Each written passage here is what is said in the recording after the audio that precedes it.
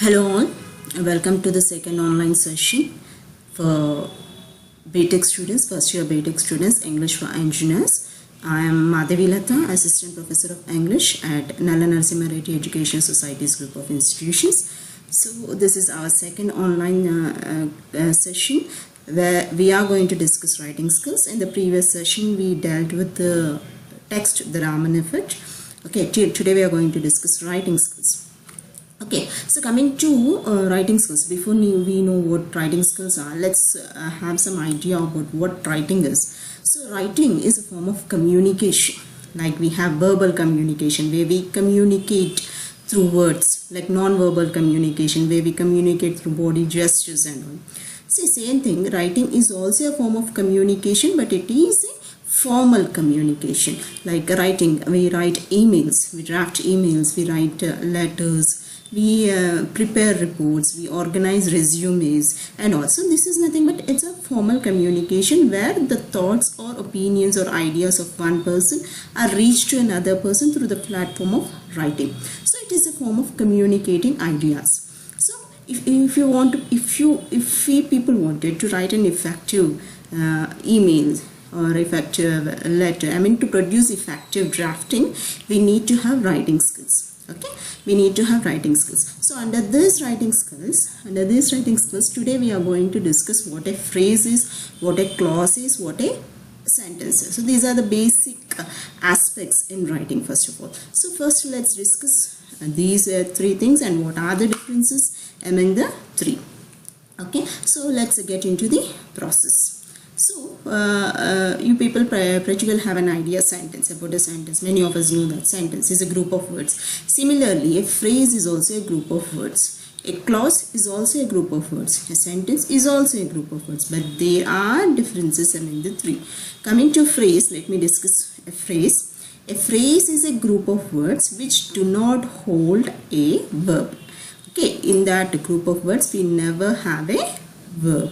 Like for example, I'll give you an example, like in the room, under the chair, in the room, under the chair, beside the vehicle, under the chair, or on the table. These are some of the phrases where you don't have any verb.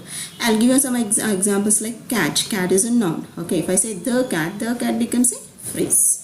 The little cat also becomes a phrase. The little girl is a phrase. The little girl in a red frock is also a phrase where you don't have verbs in it. So phrases do not hold a verb. Phrases do not hold a verb. Unlike a clause has a subject and a verb. For example, if I say, suppose let's take this sentence like birds fly. What do you mean by subject? First of all, a clause should have a subject as said. So what is the subject in a given clause? See, suppose let me take this sentence like birds fly. Here birds fly, birds is a subject. I say birds is a subject because I'm talking about birds here. Okay, the thing which we talk about in a given sentence is nothing but a subject. Okay, what are we talking about is a subject. Suppose here in the second sentence, in the B sentence, the Taj Mahal is beautiful. We are talking about the Taj Mahal. Therefore, Taj Mahal is a subject. So, a clause should have this one, subject. Okay, here birds in this sentence, birds is a subject. In this sentence, Taj Mahal is a subject. And also a clause should also have a verb. Okay, here in this sentence, fly, birds, what are they doing? Flying is an action here. So fly is a verb. So subject plus verb is equal to clause. Okay, Taj Mahal is a subject. Is a helping verb. Therefore, that's a clause. So clause should hold a subject and a verb. Unlike a phrase which do not hold any verb.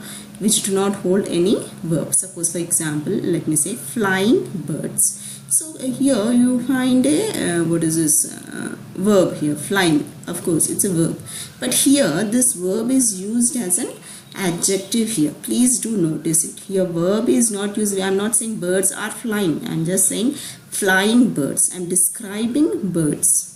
Okay, again, what kind of birds? Flying birds. Flying birds. If I say flying birds are beautiful to look at, then it becomes a clause. Because flying birds are is a helping verb. So there is a subject, flying birds, and are is a verb, therefore it's a clause. Here flying, please don't think that it's a verb. It's a verb used as an adjective. So a verb, if it is used as an adjective, it becomes a gerund. So verb also is used as a gerund. Okay, verbs are used sometimes in a given sentence as adjectives. Please don't confuse here. Now coming to here, the beautiful Taj Mahal. I am describing this Taj Mahal using the word beautiful.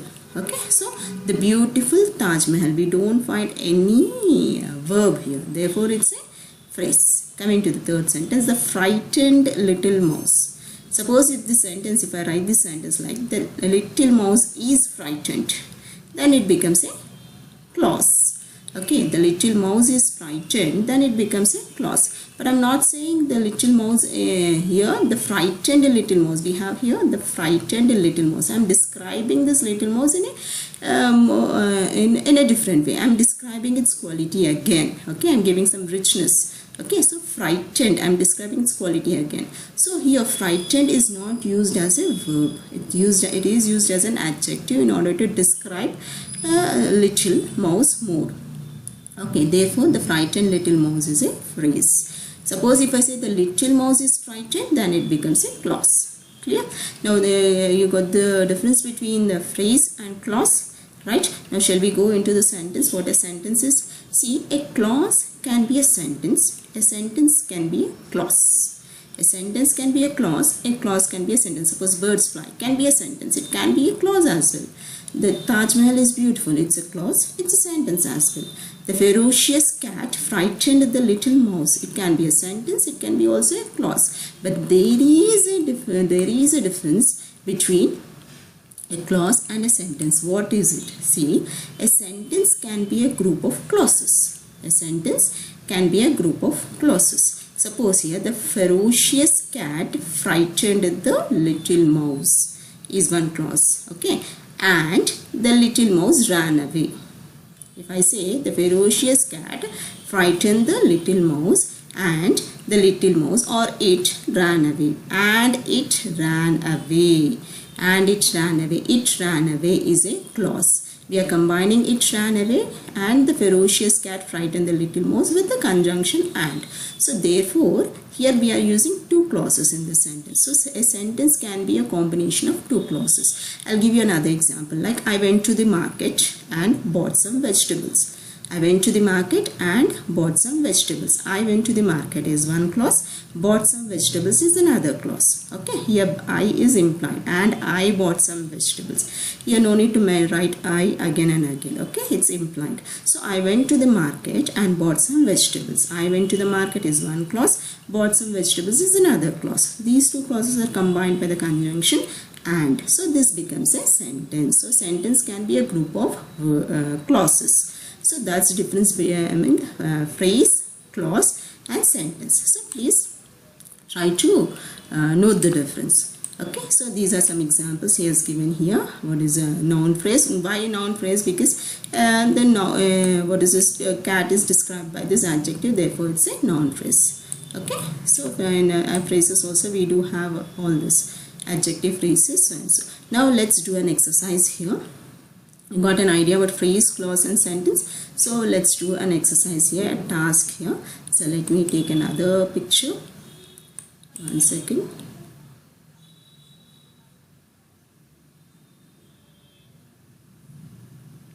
Okay, so there's a task here, task number 15. What this task says to you? It says identify which is a clause and which is a phrase. So let's do this process. We'll wind up the session soon. So task number 15, separate the following into two groups, either phrases or clauses. Okay, mesmerizing quotes on life from social media. So is it a phrase or clause? I said if you wanted to identify the so and so thing as a clause, it should have a subject and a verb. If the so and so group of words do have a subject and a verb, then that becomes a clause. If so and so words do not have a verb, then that is a phrase. And in phrase, the other aspect you have to notice is sometimes verbs are used, but these verbs are used as adjectives. So please try to keep these points in your mind before we sort out this exercise. So mesmerizing quotes on life from social media. Do you have a verb here? No verb. Therefore it's a phrase. Okay. Though mesmerizing is a verb, it is used as an adjective here. So please note it. What kind of quotes? Mesmerizing quotes. Suppose quotes on life from social media are mesmerized. Okay, have mesmerizing effects. If there is a, then that becomes a clause. Now coming to the students are shouting. Yeah, there is a subject here, the students, verb here. Therefore it's a clause. Now life-threatening diseases. That's it. What kind of disease? Life-threatening. And there is no verb. Therefore it's a phrase. Now gold price has hit all-time high. Yeah, gold price is a subject. Has is a verb. Therefore it's a clause. Now coming to the fifth one, an all-time favorite song. Yeah, what kind of favorite song? All-time favorite song. There is no verb here. So it's a phrase. Now well-designed but badly executed welfare program. There is no verb here. Please do notice there is no verb here, and this welfare program is highlighted with the adjectives like badly executed and well-designed. Don't be confused. Designed is a verb and executed is a verb. Therefore it's a clause. No. This executed and designed are used as adjectives to describe the the welfare program. Therefore, this is a phrase. I wonder why.